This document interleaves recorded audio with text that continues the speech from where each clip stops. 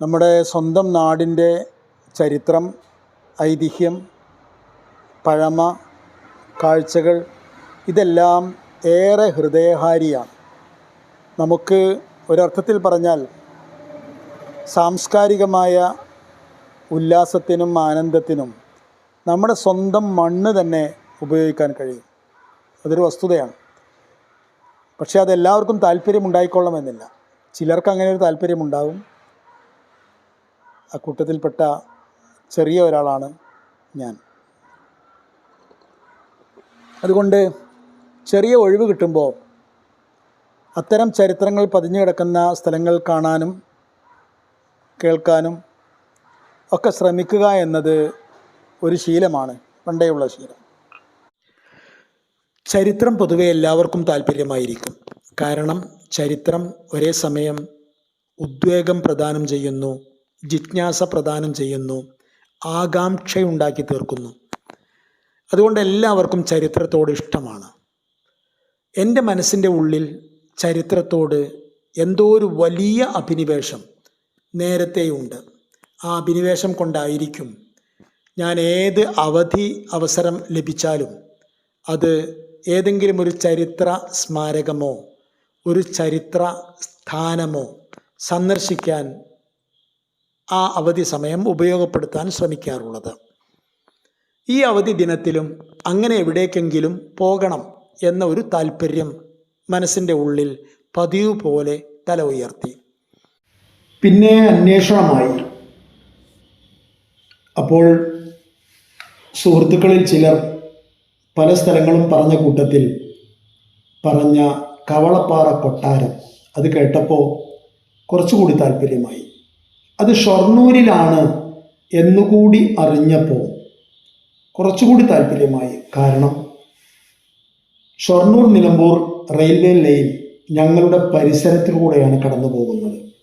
അതിൽ കയറിയാൽ നമുക്ക് വളരെ വേഗത്തിൽ അനായാസം ഷൊർണൂരിലെത്താം. ഷൊർണൂരിൻ്റെ പരിസരത്തുള്ള ഈ ചരിത്ര കൊട്ടാരം കാണുകയും പഠിക്കുകയും മനസ്സിലാക്കുകയും ഒക്കെ ചെയ്യാം. അങ്ങനെ ട്രെയിനിൽ ഷൊർണൂരിലെത്തി.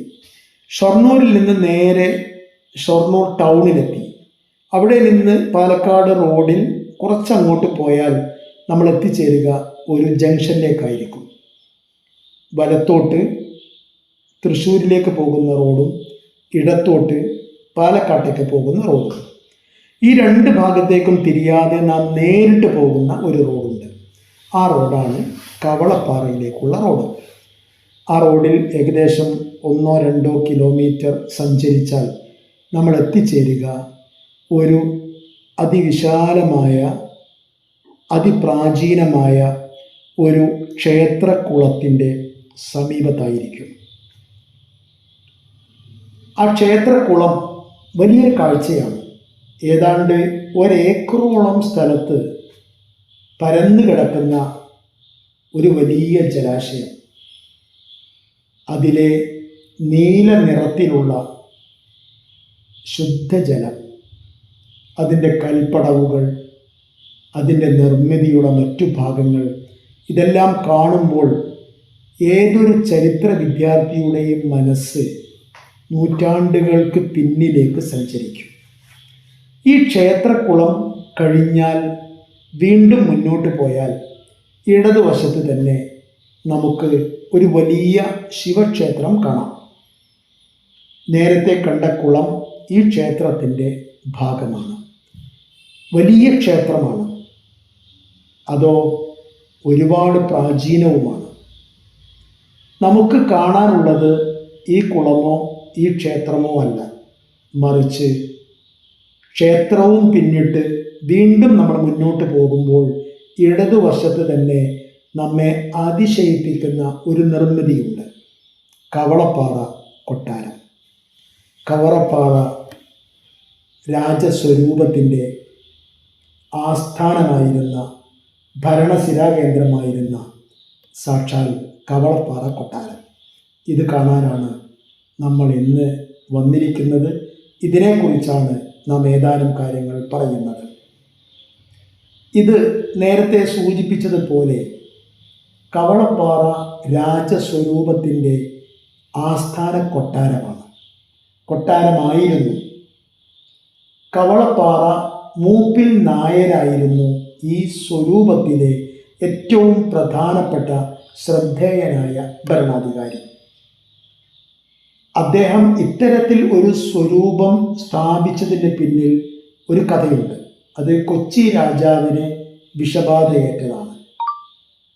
മൂപ്പിൽ നായർ വലിയ വിഷഹാരി കൂടിയായിരുന്നു. അദ്ദേഹത്തിൻ്റെ ചികിത്സ തേടി കൊച്ചി രാജാവ് മൂപ്പിൽ നായരുടെ അടുക്കലെത്തി. മൂപ്പിൽ നായരുടെ ചികിത്സയെ തുടർന്ന് അദ്ദേഹത്തിൻ്റെ വിഷം ഇറങ്ങുകയും ചെയ്തു. ഇതിനുള്ള പ്രത്യുപകാരമായിട്ട് കിഴക്ക് ഒറ്റപ്പാലം കണ്ണിയമ്പുറം തോട് മുതൽ പടിഞ്ഞാറ് ഓങ്ങല്ലൂർ മാട് വരെയുള്ള 96 ദേശങ്ങൾ കൊച്ചി രാജാവ് അദ്ദേഹത്തിന് ദാനമായി സമ്മാനമായി നൽകി. ഇത്രയും വലിയ ഒരു പ്രദേശത്ത് കരം പിരിക്കാനും നീതിയും നിയമവും നടപ്പിൽ വരുത്താനും അവിടം ഭരിക്കാനും ഉള്ള അധികാരമായിരുന്നു ഒരു വിഷ ചികിത്സകനായിരുന്ന മൂപ്പിൽ നായരുടെ കരങ്ങളിൽ എത്തിച്ചേർന്നത്. അങ്ങനെയായിരുന്നു ഈ സ്വരൂപത്തിൻ്റെ തുടക്കം എന്നാണ് ചരിത്രപരമായ അനുമാനം. ചെറിയൊരു നാട്ടുരാജ്യമായിരുന്നു എന്ന് പറയുമ്പോഴും ഇത് ശക്തവും ശ്രദ്ധേയവുമായ ഒരു നാട്ടുരാജ്യമായിരുന്നു എന്ന് വേണം പറയാൻ. കാരണം ആ കാലത്ത് 5000 ഭടന്മാരുള്ള ഒരു സേന ഈ സ്വരൂപത്തിന് സ്വന്തമായി ഉണ്ടായിരുന്നു എന്നാണ്. ഇതൊന്ന്. രണ്ടാമത്, ഈ സ്വരൂപത്തിൻ്റെ പ്രതാപം എടുത്തു കാണിക്കുന്ന ഒരു സംഭവമുണ്ട്. അതും ഏതാണ്ട് എല്ലാ ചരിത്രകാരന്മാരും പറയാറുള്ള ഒരു സംഭവമാണ്. അത് സാമൂതിരിയുമായി ഈ സ്വരൂപം തെറ്റിയതാണ്. തെറ്റിയെന്ന് മാത്രമല്ല, കവളപ്പാറ സ്വരൂപത്തിൻ്റെ കരങ്ങളിൽ നിന്ന് ഭരണാധികാരത്തിൻ്റെ ചിഹ്നങ്ങളും മറ്റുമെല്ലാം സാമൂതിരി പിടിച്ചെടുക്കുക വരെ ചെയ്തു.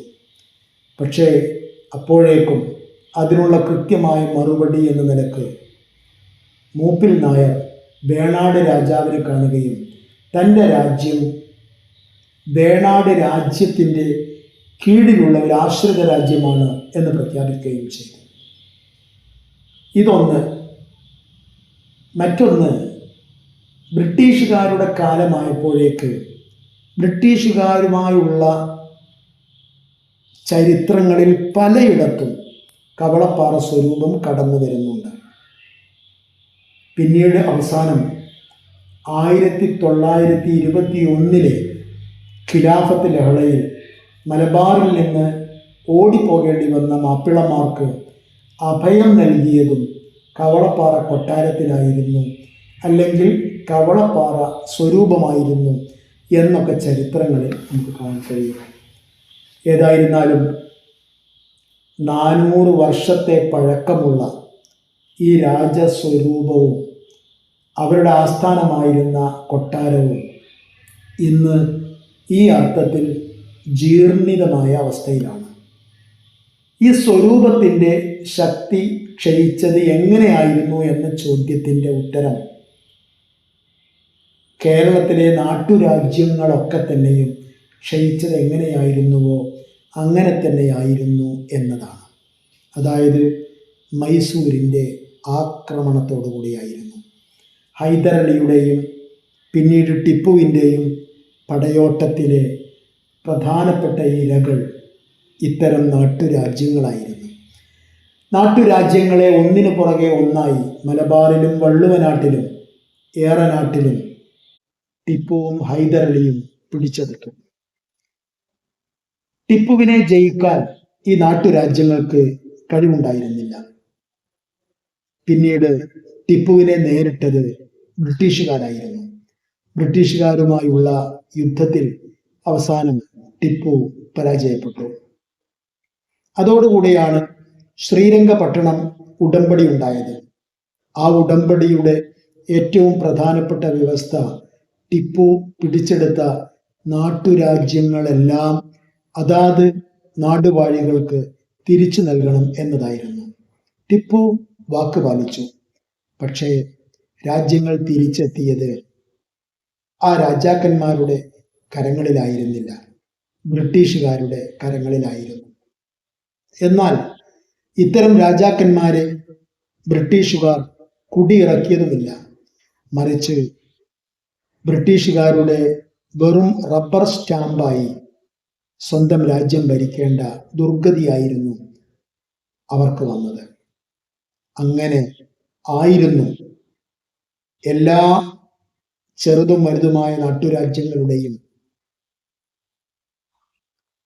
ചരിത്രത്തിൽ നിന്നുള്ള പിന്മാറ്റം.